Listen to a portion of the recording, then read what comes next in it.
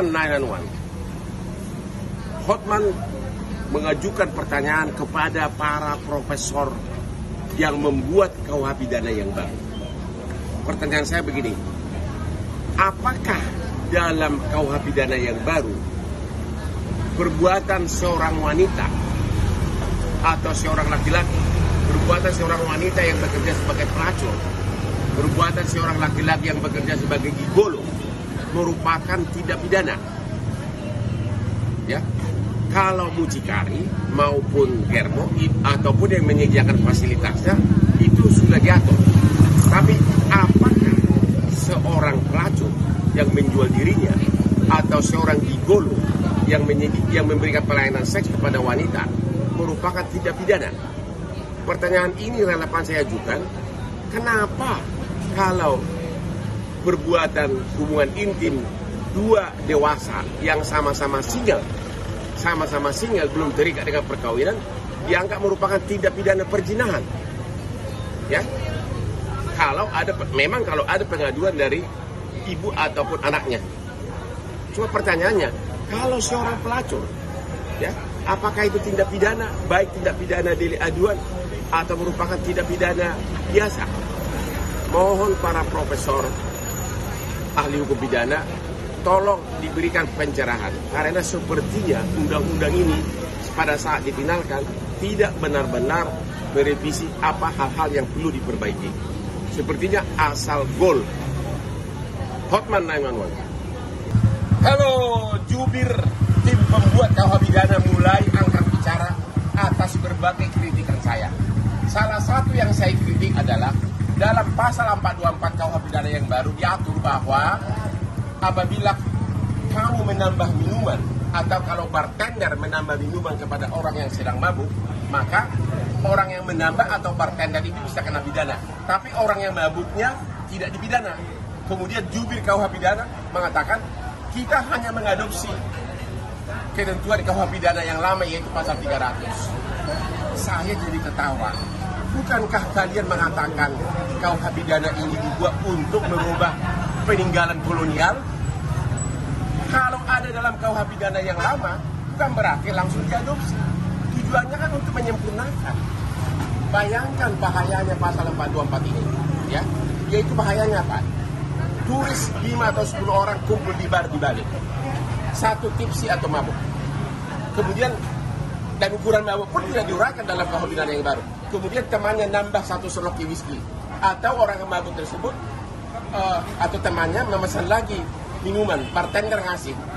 Bartendernya yang nambah minuman, yang murni bekerja, itu bisa kena pidana berdasarkan pasal 424 KUH pidana yang baru ini.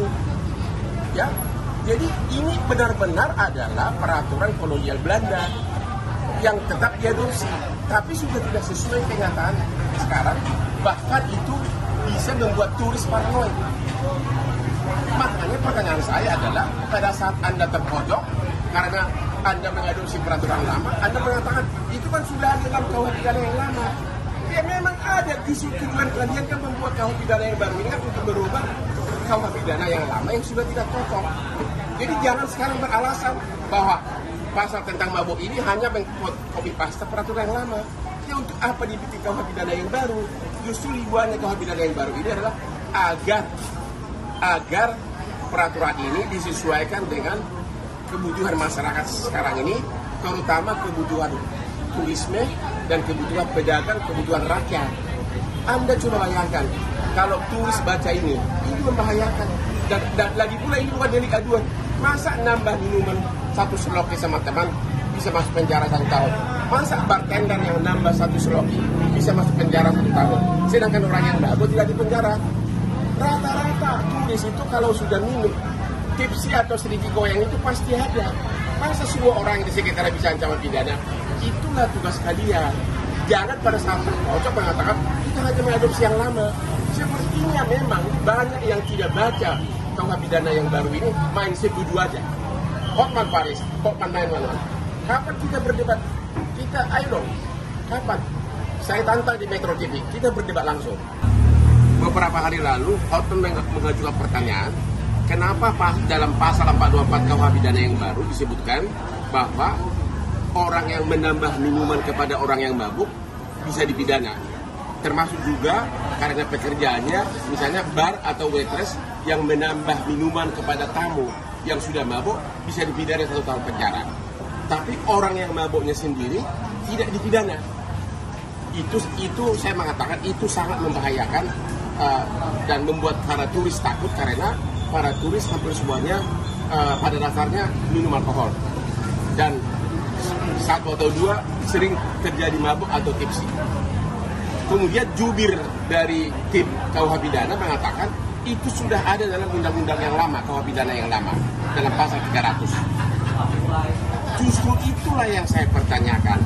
Tujuan dari KUH Pidana ini kan untuk memperbaiki yang lama.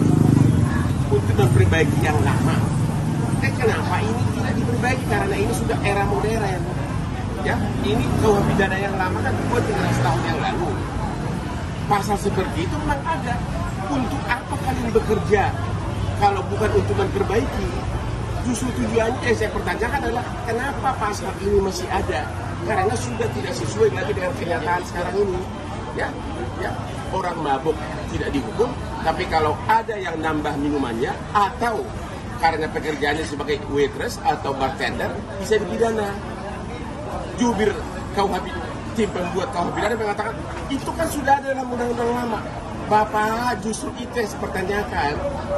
Tujuan dari KUH Pidana yang baru kan untuk menyempurnakan yang lama. Kenapa ini tidak disempurnakan? Karena sudah tidak sesuai kenyataan.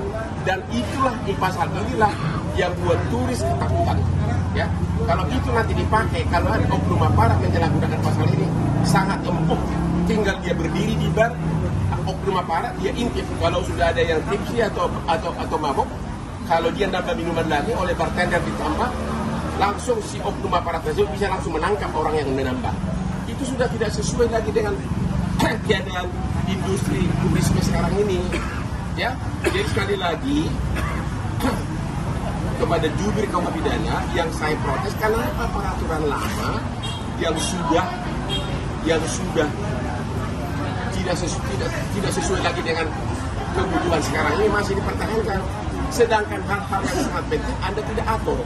Pelacur Anda tidak atur sebagai tindak pidana. Mucikari diatur. Dia yang lama juga udah begitu, memang benar. Sama juga. Tapi sementara orang dewasa masih single yang mau sama mau, Anda mengatakan itu sebagai tindak pidana perzinahan. Kalau diajukan oleh anak atau orang tuanya, gimana logikanya? Oke? Jadi mengadopsi KUH Pidana yang baru, yang lama, mengadopsi KUH Pidana yang lama, itulah yang saya kritik. Kenapa Anda mengadopsi tentang peraturan baru itu, padahal itu sudah tidak relevan lagi, sudah tidak sesuai dengan kenyataan praktis sekarang ini. Tidak ada logika hukumnya sama sekali. Tidak ada logika hukumnya. Legal reasoningnya sangat lemah. Oke? Hello, good evening all my Indonesian friend. This is just as comparison. I just talked with my friend, Singapore lawyer. I also just talked with my friend, Australian lawyer. They both said that it has been very long that adultery, even by married couple, is not crime under Singapore law and under Australian law. They say private matter is not the concern of a state. Basically what did they say? It is not your bloody business. That's what the Australians say. Okay? So, this is effect of law in other country.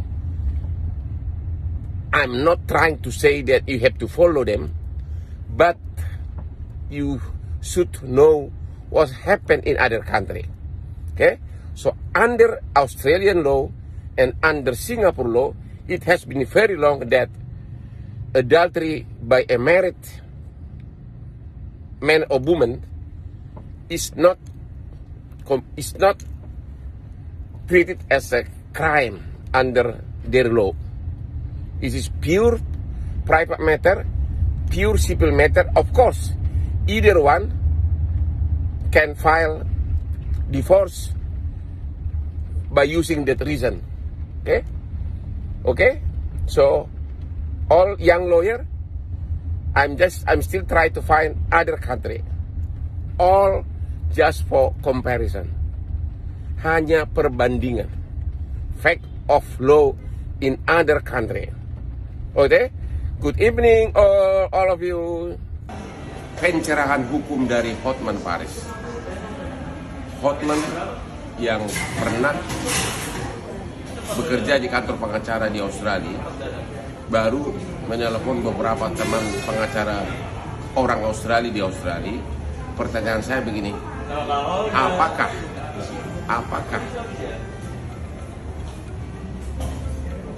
perzinahan oleh orang yang nikah atau salah satu nikah merupakan perbuatan pidana di Australia? Jawabannya tidak. Karena di Australia hubungan intim, apakah dia married atau tidak married, adalah private matter, civil matter, dan semua hal yang menyangkut private matter tidak masuk skop dari criminal code, tidak masuk bagian dari hukum pidana. Ini hanya sekedar perbandingan. Kalau ada lagi perbandingan di negara lain, akan segera saya infokan.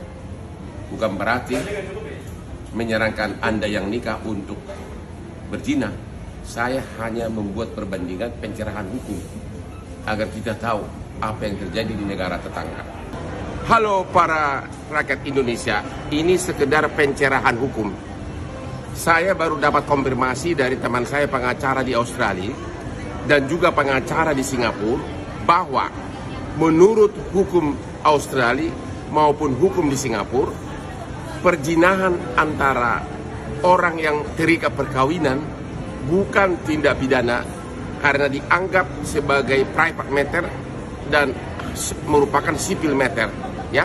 Karena menurut hukum pidana di sana, hal-hal yang menyangkut pribadi bukanlah urusan negara. Sekali lagi, perzinahan antara orang yang sudah nikah di Australia maupun di Singapura bukanlah tindak pidana perzinahan, apalagi yang masih sama-sama singa.